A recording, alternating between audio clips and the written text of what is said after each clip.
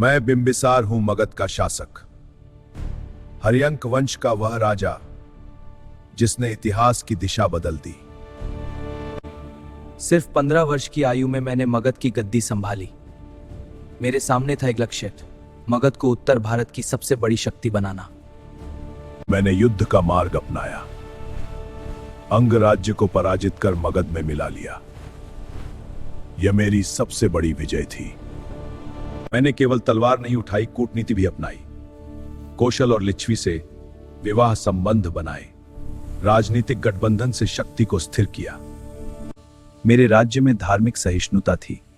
मैंने महावीर और गौतम बुद्ध को सम्मान दिया। धर्म और शासन दोनों में संतुलन रखा।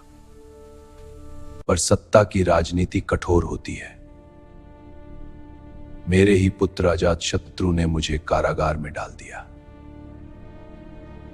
फिर भी इतिहास गवाह है, मैंने मगध को वह शक्ति दी जिस पर आगे चलकर नंद और मौर्य साम्राज्य खड़े हुए।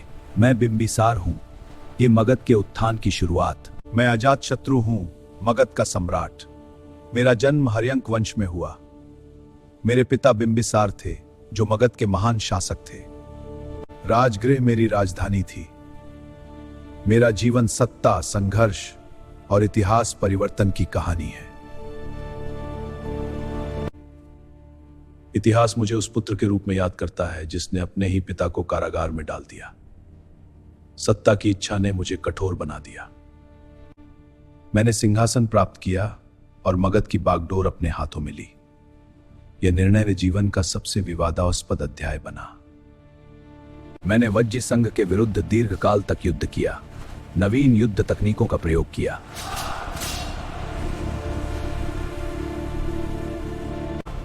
पाटलिग्राम की स्थापना की, जो आगे चलकर पाटलिपुत्र बना। मेरे शासनकाल में मगध उत्तर भारत की सबसे शक्तिशाली शक्ति बना। मेरे जीवन का एक महत्वपूर्ण मोड़ तब आया जब मैं भगवान बुद्ध के संपर्क में आया। उनकी शिक्षाओं ने मुझे आत्मचिंतन की ओर प्रेरित किया। मेरे काल में राजगृह की सप्तपर्णी गुफा में प्रथम बौद्ध संगीति का आयोजन हुआ। मैंने महावीर और बुद्ध दोनों महान व्यक्तित्व युग को देखा। मैं अजातशत्रु, जिसने मगध को महाजनपद से साम्राज्य की ओर अग्रसर किया। सैन्य शक्ति, प्रशासनिक केंद्रीकरण और धार्मिक सहिष्णुता, यही मेरी पहचान है। मेरे शासनकाल को भारत के राजनीतिक उत्कर्ष के रूप में अवश्य स्मरण रखें। मैं हूं चंद्रगुप्त, एक साधारण बालक, लेकिन असाधारण सपनों के साथ जन्मा। अन्याय ने मुझे योद्धा बनाया। राज्य सिर्फ शक्ति से नहीं, नीति से चलता है। मेरे जीवन को दिशा दी आचार्य चाणक्य ने। नीति ही राजा का सबसे बड़ा हथियार है। 322 ईसा पूर्व धनानंद का अंत हुआ।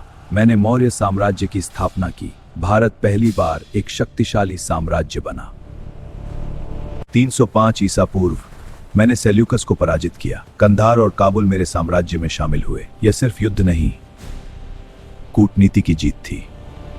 जीवन के अंत में मैंने जैन धर्म अपनाया, सिंहासन त्याग दिया और संतारा द्वारा अपने प्राण समर्पित किए। मैंने साम्राज्य जीता और अंत में स्वयं को भी। मैं अशोक हूं, मौर्य वंश का तीसरा सम्राट। मेरा जन्म लगभग 304 ईसा पूर्व हुआ। मेरे पिता सम्राट बिंदुसार और मेरे पितामह महान चंद्रगुप्त मौर्य थे।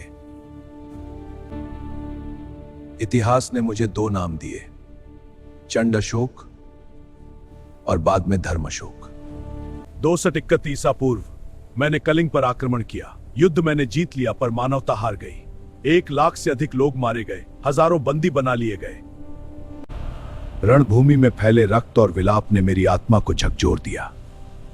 वही क्षण मेरे जीवन का सबसे बड़ा परिवर्तन बना। मैंने तलवार त्याग दी और धर्म का मार्ग अपनाया। मैंने बौद्ध धर्म ग्रहण किया और धम्म की नीति को राज्य का आधार बनाया। मैं इसे अपना कर्तव्य मानता हूं। धम्म का अर्थ था अहिंसा, करुणा, सहिष्णुता और प्रजा का कल्याण। मैंने विजय नहीं, बल्कि धर्म विजय को अपना लक्ष्य बनाया। महाराज, धम्म नीति का पालन ही राज्य की रीढ़ है, किंतु प्रजा में अनेक धर्म हैं। धार्मिक सहिष्णुता से ही सच्ची शांति आती है। और मैंने अपने विचारों को शिलाओं और स्तंभों पर अंकित करवाया। मेरे शिलालेख ब्राह्मी और खरोष्ठी लिपि में लिखे गए। आज सारनाथ का सिंह स्तंभ भारत का राष्ट्रीय प्रतीक है। मेरे 14 प्रमुख शिलालेख और 7 स्तंभ लेख प्रशासन और नैतिक शासन के साक्ष्य हैं। मैंने जीवन में सीखा कि सच्ची विजय तलवार से नहीं, आत्मा से होती है। साम्राज्य की सीमाएं युद्ध से बढ़ती हैं, पर हृदय की सीमाएं करुणा से। यदि मेरी कहानी से कुछ सीखना हो तो याद रखो, शक्ति का श्रेष्ठ उपयोग मानवता की सेवा है।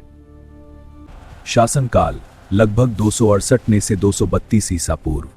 इस युद्ध के बाद सम्राट अशोक ने अहिंसा और धर्म का मार्ग अपनाया। बौद्ध धर्म का प्रचार श्रीलंका और ब्रजासन में केंद्रीकृत राजतंत्र स्थापित किया गया। इनके स्रोत हैं शिलालेख और बौद्ध ग्रंथ। ये साक्ष्य हमें इतिहास को समझने में मदद करते हैं। मैं हूं कनिष्क, कुषाण वंश का सम्राट। मेरी तलवार ने सीमाएं बढ़ाई, पर मेरी नीतियों ने इतिहास रचा। मेरा साम्राज्य मध्य एशिया से लेकर गंगा के मैदानों तक फैला था। मेरी राजधानी पुरुषपुर थी। मथुरा भी मेरे शासन का प्रमुख केंद्र था। मैंने अपने साम्राज्य को सुव्यवस्थित प्रांतों में बांटा। रेशम मार्ग मेरे नियंत्रण में था और रोम तथा चीन तक व्यापार फल फूल रहा था। मैंने बौद्ध धर्म को अपनाया। कश्मीर के कुंडलवन में मैंने चौथी बौद्ध संगीति का आयोजन कराया। यहीं से महायान बौद्ध धर्म को नई दिशा मिली। अश्वघोष और वसुमित्र जैसे विद्वान मेरे संरक्षण में थे। मेरे स्वर्ण सिक्के मेरी शक्ति के प्रतीक थे। उन पर यूनानी, ईरानी और भारतीय देवताओं की छवि अंकित थी। यह मेरे साम्राज्य की धार्मिक सहिष्णुता का प्रमाण था। गांधार कला ने मेरे काल में नई ऊंचाइयां प्राप्त की। मैं केवल एक विजेता नहीं था, मैं एक संरक्षक और दूरदर्शी शासक था। मेरे प्रयासों से बौद्ध धर्म मध्य एशिया और चीन तक पहुंचा। मैं हूं कनिष्क, इतिहास में अमर। मैं हूं समुद्रगुप्त, गुप्त वंश का पराक्रमी सम्राट। इतिहास मुझे भारत का नेपोलियन कहता है। मेरे पिता चंद्रगुप्त प्रथम ने मेरी योग्यता देखकर मुझे उत्तराधिकारी चुना। राज्याभिषेक के साथ ही मैंने विस्तार और एकता का संकल्प लिया। मैंने आर्यावर्त के राजाओं को पराजित किया, दक्षिणापथ तक विजय पताका फहराई। कुछ राज्यों को अधीन किया, कुछ को मित्र बनाकर साम्राज्य का विस्तार किया।